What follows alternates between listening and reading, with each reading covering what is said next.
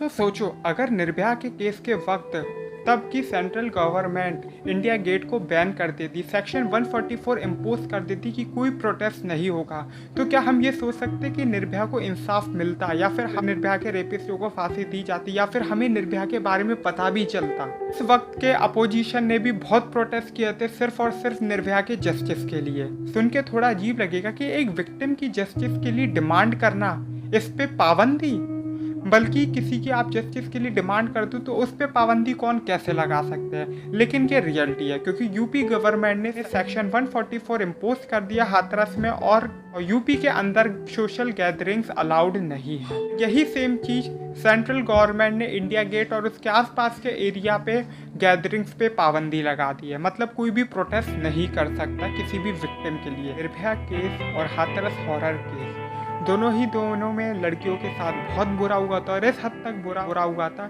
कि उन्हें सिर्फ और सिर्फ रेप की कैटेगरी में हम कैटेगराइज नहीं कर सकते। दोनों ही केसेस में प्राइवेट पार्ट्स को बहुत ही सीवियरली तरीके से इंजर्ड किया गया था, और दोनों ही केसेस में लड़कियां तड़प के अलविदा बोल गई। लेकिन दोनों केसेस को अगर मैं एक शब्द में बयान करना चाहूँ कि दोनों केसेस में सबसे बड़ा फर्क जो था वो क्या था, तो मैं कहूँगा किस्मत। कि निर्भया की किस्मत अच्छी थी, और शायद से हमारी हाथरस की गुड़िया की किस्मत इतनी अच्छी नहीं है। मैं ऐसा इसलिए बोल रहा हूँ, निर्भया के केस में 24 घंटों के अंदर दिल्ली पुलिस ने जितने भी क्रिमिनल थे, जितने भी अक्यूज थे, उन सबको पेश कर दिया था। लेकिन वही अगर हम बात करें हाथरस की गुड़िया की, तो फिर उसके जितने भी रेपिस्ट थे, जितने भी क्रिमिनल थे, जितने भी अक्यूज थे, वो सब 10 दिनों तक खुलेआम बेरोक टोक सम्मान और शान के साथ टहल रहे थे। उनको पुलिस ने छुआ तक नहीं था। इवन उनसे सवाल जवाब पूछने तक के लिए पुलिस ने कुछ नहीं कहा था। दोनों ही विक्टिम्स की एक और सिमिलरिटी थी कि दोनों सफदरजंग हॉस्पिटल्स में आई थी। फर्क बस वही था, जैसे मैंने की किस्मत, कि उस वक्त की सेंट्रल और स्टेट गवर्नमेंट ने पूरा जोर लगा दिया था सिर्फ और सिर्फ निर्भया को बचाने के लिए, और यही रीज़न था कि उन्होंने उसे एयरलिफ्ट तक कराया था, एयर एम्बुलेंस के जरिए सिंगापुर तक। ये बात अलग है कि कार्डियक अरेस्ट की वजह से उसने सिंगापुर में अपनी आखिरी सांस ली।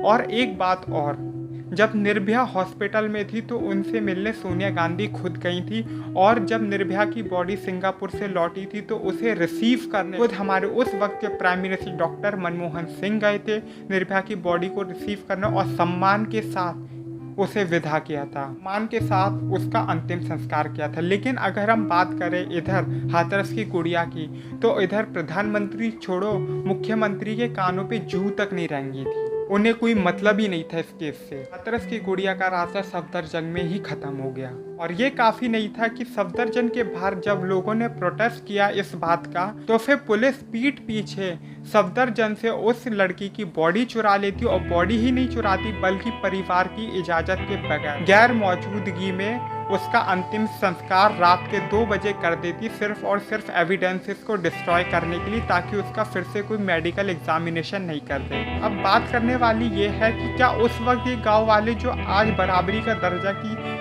कहानियाँ सुना रहे हैं वो उस वक्त नहीं थे? क्या उन्होंने रोकने की कोशिश नहीं की कि क्यों जला रहे हो? निर्भया के केस में दिल्ली पुलिस ने एक बहुत अच्छा रोल निभाया था, और एक बहुत अच्छा एग्जाम्पल सेटअप किया था कि कैसे निर्भया के केस में 24 घंटों के अंदर एक्यूज को पेश कर दिया था, और निर्भया के साथ खड़ी थी बेरोक टोक निडर तरीके से। तो वही हाथरस हॉरर केस में गुड़िया के साथ तो कोई खड़ा ही नहीं था, लेकिन जो पुलिस थी वो रेपिस्टों के साथ खड़ी थी। तभी तो 2 बजे उन्होंने एविडेंसेस डिस्ट्रॉय करने की सूची, और डीएम तक ने खत्म मत करिए। तो मीडिया वाले मैं आपको बता दूं, आज अभी आधे चले गए, कल सुबह तक आधे और निकल जाएंगे, 2-4 बजेंगे कल कहाँ, तो हम ही आपके साथ खड़े हैं। अब आपकी इच्छा, आपको बार बयान बदलना नहीं बदलना है अभी। और आपने वीडियोस देखे होंगे, डीएम तक ने उनके घर पे आके दबाव बनाया कि वो स्टेटमेंट चेंज करे, और उनके परिवार के लोगों का तो ये तक दावा कि डीएम ने पीटा तक था। हमारे ताऊ भी आ रहे थे कि हम तो अपने आदमी को बुला के लेके आएंगे, हम तो मीडिया वालों को बुला के लेके आएंगे। डीएम साहब धमकी दे रहे हैं, उनको धमकी दे रहे हैं, उनको मारा था, उनकी छाती बुला मारा था, उनकी अब ये सब किसके इशारों पे हो सकता है, क्योंकि आप अच्छी तरह जानते हो जो राज्य की पुलिस होती है वो राज्य की सरकारों की कठपुतली होती है। सीमा कुशवाहा जिन्होंने निर्भया का केस फ्री ऑफ कॉस्ट लड़ा था और रिजल्ट हम सब जानते हैं कि उन्होंने क्या रिजल्ट दिखाया।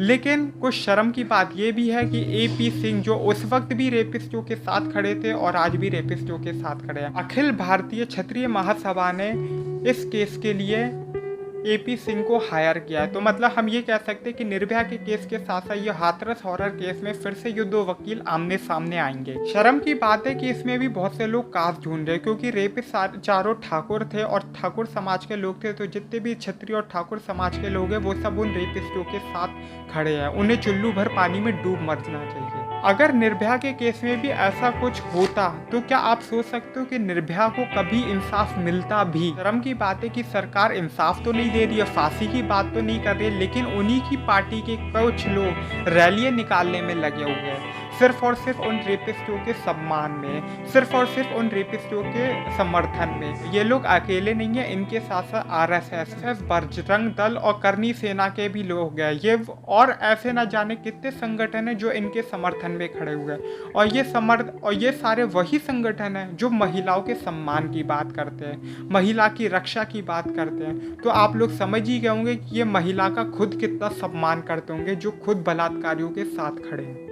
तो ऐसे कास्टिज्म खत्म क्यों होगा? क्योंकि ये लोग अक्सर आरोप लगाते हैं कि कास्टिज्म और जातिवाद खत्म होना चाहिए, लेकिन यही लोग बाद में जाके रेपिस्टों के साथ खड़े हो जाते हैं, क्योंकि ये उन्हीं की जाति के लोग हैं। उन्नाव और कठुआ केस में तो हमने देखा कि ये रेपिस्ट किस हद तक चले जाते हैं, क्योंकि इनके पास पावर भी होती है और इन्हें पॉलिटिकल सपोर्ट भी होता है।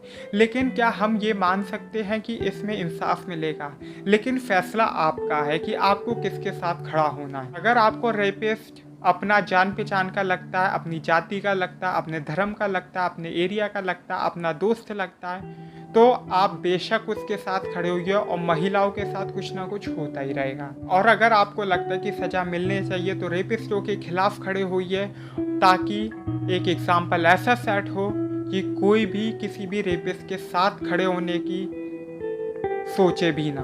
और एक आखिरी बात मैं बस इतना ही बोलूँगा कि पुलिस ने ये कहा था कि स्पर्म और सीमन नहीं मिला, तो मैं सिर्फ और सिर्फ एक ही बात कहूँगा कि absence of sperm and semen, absence of sperm और semen does not prove that the rape is out of the case. Not just semen, bite marks, pubic hair and saliva also serve as a evidence of rape।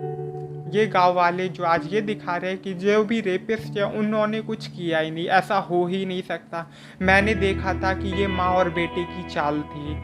तो ये reality ये है। क्या ये गांव वाले तब भी बलात्कारियों के साथ खड़े होते जब इनकी खुद की लड़की के साथ ऐसा होता? हैंग दी रेपिस्ट। बस मैं आखिर में इतना ही बोलूँगा।